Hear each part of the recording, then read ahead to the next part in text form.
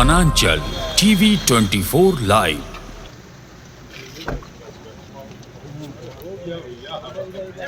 रांची लोकसभा चुनाव क्षेत्र के महागठबंधन के प्रत्याशी यशस्विनी सहाय ने ईचागढ़ विधानसभा क्षेत्र के चांडिल सनसिटी में चुनावी कार्यालय का उद्घाटन किया। महागठबंधन प्रत्याशी यशस्विनी सहाय के साथ पूर्व सांसद सह मंत्री सुबोधकांत सहाय, जेएमएम केंद्रीय महासचिव सुप्रीमो भट्टाचार्य, ईचागढ़ के विधायक सविता महतो, उनकी बेटी स्नेहा महतो, राजद के प्रदेश महासचिव अर्जुन यादव, गुरुचरण किस्कू, पप्पू वर्मा, एलबी सिंह, गुरुवरण कुम्हार, उपेंद्र गिरी सहित सैकड़ों कार्यक्रम में उपस्थित थे।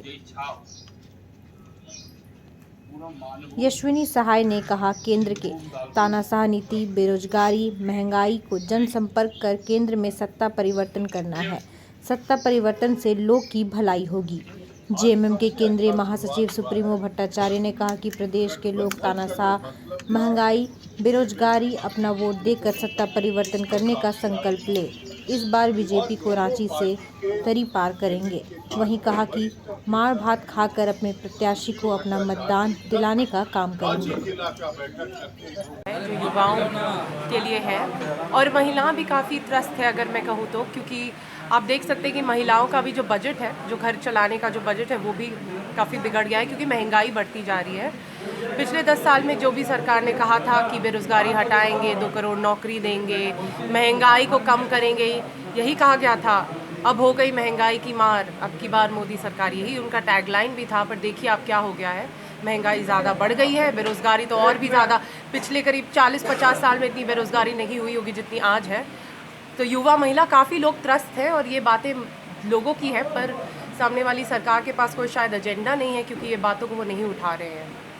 मैडम, आप युवा प्रत्याशी है, युवा वोटर इस बार जो पहली बार मतदान कर रहे हैं, उनसे आप संपर्क किस तरह कर रहे हैं? युवा जी, मैंने उनका झुकाव किस तरह है आपके तरफ? देखिए, मैं जितनी भी लोगों से मिल रही हूँ, मैं समझ रही हूँ कि सबसे बड़ी जो परेशानियाँ युवाओं के साथ है वो है शिक्षा।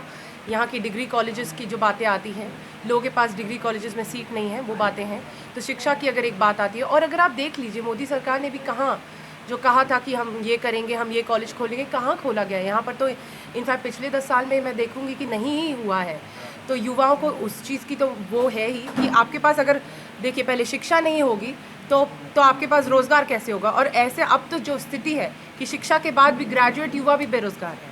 ऐसे बहुत सारे युवा हैं जो ग्रेजुएट हो गए, डिप्लोमा लेकर भी बेरोज़गारी की मार उनको मिल रही है। तो ये सब जो परेशानियां, ये बहुत बहुत बड़े मुद्दे हैं जो युवाओं के लिए, क्योंकि और इसीलिए तो कांग्रेस पार्टी का अगर हम न्याय पत्र की बात करें तो न्याय पत्र में राइट टू अप्रेंटिसशिप की बात आती है।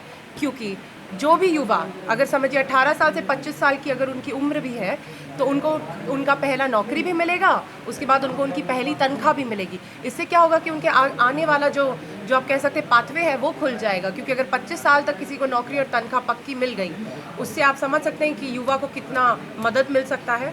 तो कांग्रेस पार्टी की जो ये न्याय योजना में युवा न्याय की बात है, ये बहुत अच्छी है। एक और आपको बात बताती हूँ मैं, झारखंड में स्पोर्ट्स का जितना इंटरेस्ट है यहाँ के युवाओं में, 10 साल में बीजेपी की सरकार ने कुछ नहीं किया है स्पोर्ट्स के लिए।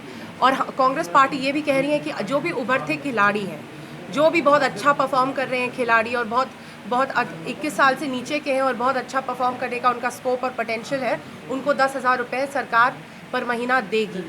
प्लस स्टार्टअप फंड की भी अगर बात करते हैं तो जिन युवाओं को बिजनेस अगर खुद का कुछ करना है, छोटा ही सही बड़ा ही सही, कुछ अपना खुद का बिजनेस शुरू करना है, तो उसके लिए 5,000 करोड़ की स्टार्टअप फंड भी लाया जाएगा, जो कांग्रेस पार्टी की सरकार ने ये फैसला किया है कि जब हमारी महागठबंधन की सरकार होगी सेंटर में। तो ऐसी बहुत सारी योजनाएं हैं जो सिर्फ युवाओं के प्रॉब्लम्स को सॉल्व करने के लिए की गई हैं। तो युवाओं के प्रॉब्लम का जो समाधान राहुल गांधी जी ने अपने पत्र में भी जो कहा है, वो बिल्कुल आप कह सकते हैं in tandem to the problem है। तो जो मुश्किल है, जो समाधान है, वो बिल्कुल सोल्यूशन ओरिएंटेड है। बहुत बहुत धन्यवाद।